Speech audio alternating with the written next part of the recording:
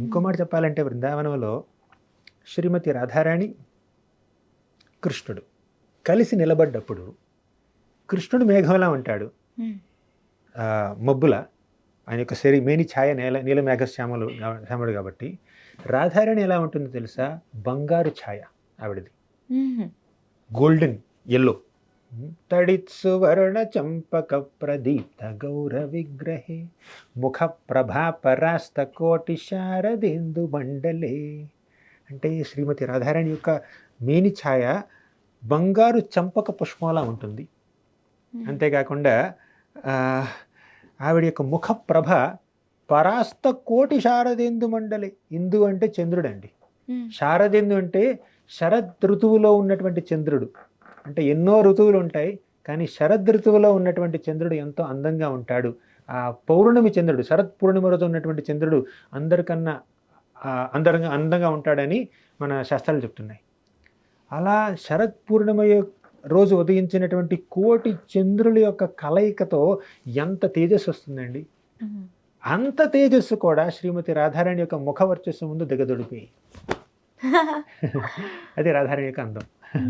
ఇప్పుడు కృష్ణుడి కన్నా ఎవరైనా అందంగా ఉన్నారంటే రాధారాణి, ఇంకెవరు కాదు. సరే, వాళ్ళిద్దరు కలిసి ఉన్నప్పుడు రాధారాణి ఒక బంగారు మెరుపులా ఉంటుంది, కృష్ణుడు నీలి మేఘంలా ఉంటాడు. రాధాకృష్ణుల యొక్క చిరు మందహాసాలు ఉన్నాయి చూడండి, వారి యొక్క ప్రేమ వీక్షణాలు, భక్తుల పట్ల వారు కురిపించేటటువంటి ఆ ప్రేమ, ఆ కృప, అదంతా వర్షంతో సమానం. అంటే మెరుపు ఉంది, మేఘం ఉంది, వర్షం ఉంది, మళ్ళీ రెయిన్బో కావాలి. ఇంకా చెప్పాలా? ఇంకోటి ఏమిటంటే, గోపికలు ఉన్నారు చూడండి, కృష్ణుని చూస్తూ ఉంటారు. ఫుల్లేందీవర కాంతి మిందు వదనం బర్హావతం సప్రియం శ్రీవత్సాంకముదార కౌస్తుభధరం పీతాంబరం సుందరం గోపీనాం నయనోత్పలార్చితతనుం గోపసంఘావృతం గోవిందం కలవేణువాదన పరం దివ్యాంగభూషం భజే. మీరు కృష్ణుడు వేణువు గురించి, నవలపించం గురించి అడిగారు, రెండు ఈ శ్లోకంలో ఉన్నాయి. కృష్ణుడి యొక్క అందం ఎలా ఉంటుందంటే, అప్పుడే వికసించినటువంటి ఈ నీలం రంగు పద్మం ఉంటుంది చూడండి, బ్లూ లోటస్. ఆ బ్లూ లోటస్, అప్పుడే బ్లాసమ్ అయినటువంటి ఆ బ్లూ లోటస్ని ఎవరైనా చంద్రకాంతితో స్నానం చేపిస్తే ఎలా ఉంటుందో కృష్ణుడి యొక్క మేని ఛాయ ఎలా ఉంటుంది. His bodily effulgence is like a freshly blossomed blue lotus bathed in moonlight, moonshine. అలా ఉంటుంది. అంటే నల్లగా ఉన్నవి కాంతివంతంగా ఉండకపోవచ్చు ఈ ప్రపంచంలో, కానీ కృష్ణుడు నీలి మేఘంలా ఉన్నా కూడా ఆయన కాంతే బ్రహ్మ తేజస్సు అండి. ఆ నిరాకార బ్రహ్మం అంటారు చూడండి, ఆ బ్రహ్మం ఏమిటి? ఆయన యొక్క దేహ కాంతి. ఆధ్యాత్మిక జగత్తులో కృష్ణుడి యొక్క దేహ కాంతి ఆ బ్రహ్మన్, మన శాస్త్రాలు చెప్పినట్టు. అది అంటే ఆయన కొంచెం నల్లగా ఉన్నా కూడా ఆయన యొక్క శరీరం నుంచి వచ్చే కాంతి వల్ల ఈ ఆధ్యాత్మిక జగత్ అంతా కాంతివంతం అవుతుంది అనమాట.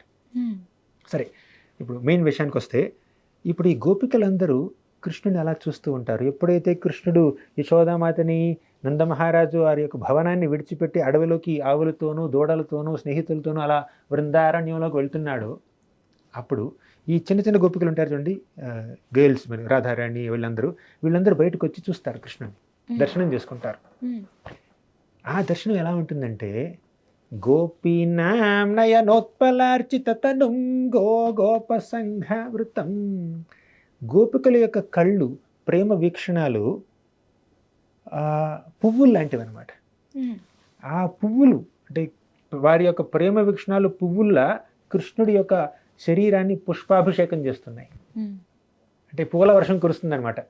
వారి చూపులు, ప్రేమ వీక్షణాలు అనేటటువంటి పువ్వులతో వాళ్ళు కృష్ణుడి మీద పూల వర్షాన్ని కురిపిస్తున్నారు. అది ఇక్కడ వారి చూపుల్ని కేవలం పువ్వులతోనే కాదండి, ఇంకొక దాంతో పోల్చారు, నెమలి పింఛంతో పోల్చారు. ఇప్పుడు గోపికలు అలా చూస్తూ ఉంటే రెప్ప వేయరండి. కృష్ణుడి దర్శనం చేసుకుంటున్నప్పుడు వాళ్ళు రెప్ప కూడా వాల్చరు. నెమలి పింఛంలో కళ్ళు ఉన్నాయి కదా, ఆ కన్నుకి ఏమైనా రెప్పలు ఉన్నాయా? లేదు. అవునా? అలాగే గోపికలకి కళ్ళ రెప్పలున్నా కూడా ఆ రెప్పలు ఆర్పకుండా కృష్ణుని చూస్తున్నారు కాబట్టి వాళ్ళ కళ్ళని నెమలి పింఛంతో పోల్చారు. ఎంతమంది గోపికల్ని కృష్ణుని చూస్తున్నారు కదా, వారందరి కళ్ళు నెమలి పింఛాలతో సమానం. ఇప్పుడు ఎలా అయితే గోపికలకి కృష్ణుడి మీద ప్రేమ ఉందో కృష్ణుడికి కూడా గోపికల మీద అంత ప్రేమ ఉంటుంది. వాళ్ళు ఈయన్ని దర్శనం చేసుకుంటున్నప్పుడు వారి యొక్క కళ్ళని నెమలి పించాల్లా ఉన్నాయి. వారిని ఎప్పుడు మర్చిపోకుండా ఉండడం కోసం కృష్ణుడు నెమలి పించాన్ని తల మీద ధరిస్తాడు. ఎంతోమంది గోపికలు ఉన్నారు కాబట్టి కృష్ణుడు చాలాసార్లు ఎక్కువ నెమలి పించాలు పెట్టుకుంటాడు. నెమలి పించాలి కిరీటం ఉంటుంది, ఒకటి కాదు 10 ఉంటాయి కొన్నిసార్లు. ఎందుకంటే ఎంతోమంది గోపికలు ఉన్నారు కాబట్టి. ఇంకా చెప్పమంటారా? అసలు నెవర్ ఎండింగ్ స్టోరీ కదా. ఇంకా ఒక్కటి చెప్పి ముగిస్తాను. చెప్పండి. వేణువుది కూడా. వేణు కూడా ఉంది, మిగిలింది కదా. ఓకే, నెమలి కొంచెం ఆగొట్టుకుందాం. గోపికలు జడ వేసుకుంటారు కదా. అవును. ఆ జడని ఈ బృందావనంలో వికసించినటువంటి చక్కటి పుష్పాలతో అలంకరిస్తారు. మణులు, మాణిక్యాలు, వైఢూర్యాలు, ఎన్నెన్నో రత్నాలతో, పువ్వులతో అలంకరిస్తారనమాట. రకరకాల రంగుల పువ్వులతో అలంకరిస్తారు. అలా చక్కగా అలంకరించబడినటువంటి ఆ జడ ఎలా ఉంటుందో తెలుసా? నెమలి తోకలా ఉంటుంది. నెమలి పింఛం విప్పి నాట్యం చేస్తున్నప్పుడు నెమలి పింఛాలు ఒక రకంగా కనిపిస్తాయి. కానీ ఈ పింఛం విప్పకుండా నాట్యం చేయకుండా అలా నడుస్తుంది అనుకోండి, సైడ్ యాంగిల్లో నెమలి చూస్తే ఆ నెమలి తోక ఒక రకంగా కనిపిస్తుంది. అదే గోపికల జడ లాంటిది అనమాట. ఓకే. సో వారికి దగ్గరగా ఉండడం కోసం కృష్ణుడు నెమలి పింఛాన్ని ధరిస్తాడు. ఓకేనా? అది అంటే మీరు బృందావనానికి వస్తే స్వీట్నెస్ ఉంటుంది, ఇంకేముండదు. అన్ని beautiful stories, beautiful stories, full sweetness, innocence, simplicity. ఇక వేణువు దగ్గరికి వస్తే, వేణువు కృష్ణుడి యొక్క అత్యంత ప్రియమైనటువంటి కంపానియన్. ఆ వేణువు ద్వారా కృష్ణుడు ప్రపంచం మొత్తాన్ని మెస్మరైజ్ చేసేస్తాడండి. కృష్ణుడు కనుక ఆ వేణువు ఊదితే ఆ వేణుగానానికి ముగ్ధులయ్యే వాళ్ళలో ఎవరుంటారో తెలుసా? Great masters of musical science are also mesmerised by Krishna's musical notes that is playing on the flute. A seasonal tunes కొన్ని ఉంటాయి, సీజనల్ మెలోడీస్. అంటే ఒక ఋతువు వచ్చింది అనుకోండి బృందావనంలో, ఆ ఋతువుకి అనుగుణంగా కృష్ణుడు వేణు ఊదుతాడు.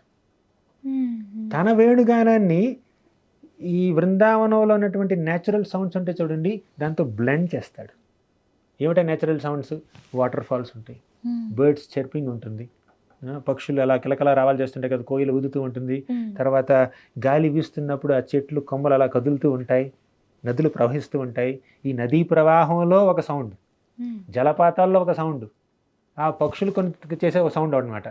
ఇలా న్యాచురల్ సౌండ్స్ ఉంటాయి కదా బృందావనంలో. కృష్ణుడు వేణు ఊదుతూ తన వేణుగానాన్ని ఈ న్యాచురల్ సౌండ్స్ ఆఫ్ బృందావనంతో మెర్జ్ చేస్తాడండి. అది ప్రత్యేకంగా ఆర్కెస్ట్రా చేయాల్సిన అవసరం లేదండి. బృందావనంలో ఆర్కెస్ట్రానే, రోజు 24 గంటల ఆర్కెస్ట్రానే. అది అలా చేస్తూ కృష్ణుడు ఏం చేస్తాడంటే గోపికల్ని, గొప్ప బాలకుల్ని, ఆవుల్ని, దూడల్ని, పైన ఎయిర్ప్లేన్స్లో వెళ్ళేటటువంటి దేవతల్ని, దేవతా స్త్రీల్ని, పైగా నదుల్ని, చెట్లని, పక్షుల్ని, జింకల్ని, అందరినీ పూర్తిగా ముగ్ధుల్ని చేసేస్తాడనమాట.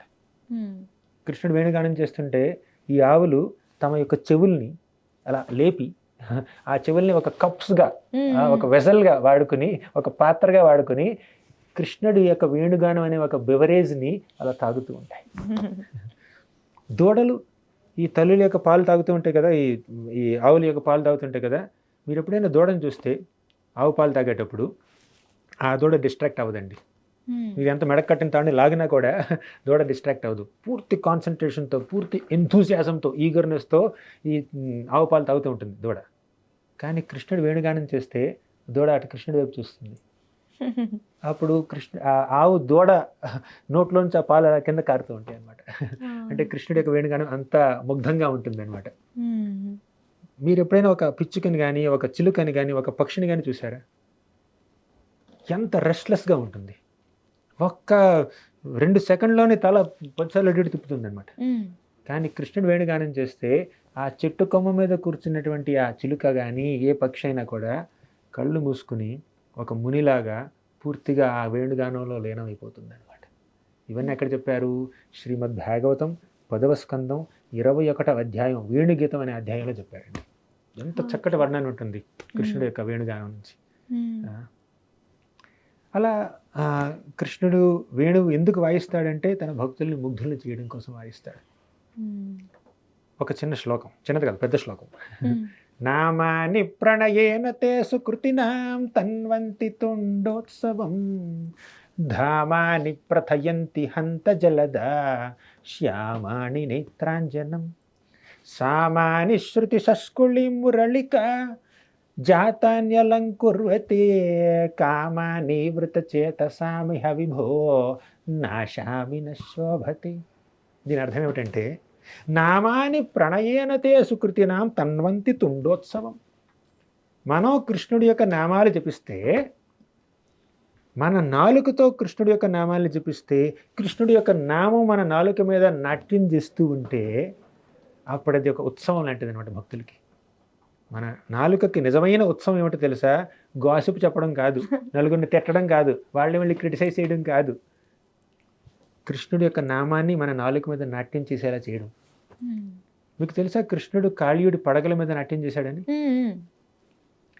ఆ కాళీయుడి యొక్క శరీరం మెత్తగా ఉంటుందండి, కాళీయుడి యొక్క పడగలు విషపూరితంగా ఉంటాయండి. కాళీయుడి యొక్క పడగ మీద ఉన్నటువంటి ఆ సర్ఫేస్ అంటే చూడండి చాలా స్లిప్పరీగా ఉంటుంది, వెట్గా. అలాగే మన నాలుక కూడా స్లిప్పరీగా ఉంటుంది, వెట్గా ఉంటుంది, పాయిజనస్గా కూడా ఉండొచ్చు అప్పుడప్పుడు. మాడే మాటలు, కోప్పడి వచ్చే మాటలు అనమాట.